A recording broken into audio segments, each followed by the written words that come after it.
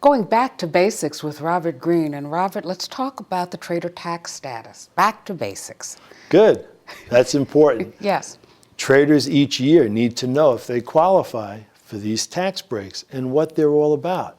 What are some of the qualifications to get these breaks? Well, you need to trade 500 round-turn trades a year. Or it could be a little less. 75% of available trading days, 3 to 4 days a week. Day trades, swing trades, short holding periods. Spend 4 hours a day. Serious account size, tools, home office, and the intention to run a business. There's not a bright line test. It's defined in case law. The IRS focuses on the frequency of trades, that 500 round trip, because they can prove those out. Good news, this year we won a big case in that we showed that with the continuous business activity standard, you could trump the frequency of trades. So if your numbers, the math game, comes up a little short, you can show the IRS that you've been working very hard. You have to punch a clock and prove your time. But that's good news for traders who come up a little short. How about the tax treatment of futures? How's that going? Futures are a wonderful benefit for all traders, including investors. Why? You don't need trader tax status, and you still get lower 60-40 tax rates. 60% is a long-term capital gain, even if it's just a day trade. Now, Warren Buffett called that a tax loophole.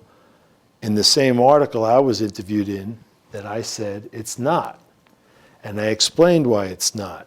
Now, members of futures exchanges pay a 15% self-employment tax, but online traders do not. So the taxes are a 12% off sale, the regular 35% rate. So that's 1/3 off. The blended rate is 23%. That's very substantial. The other good news is that you don't have a lot of work to do with the accounting. You get a one-page report from the broker, and you can use the summary reporting on your tax return. So it's easier to do it. The taxes are lower, but one caveat about the money protection issue. What is that?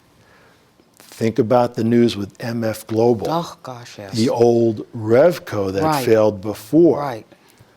There's no FDIC protection. Or a SIPC. Or SIPC. Right. The rule is they segregate the customer funds.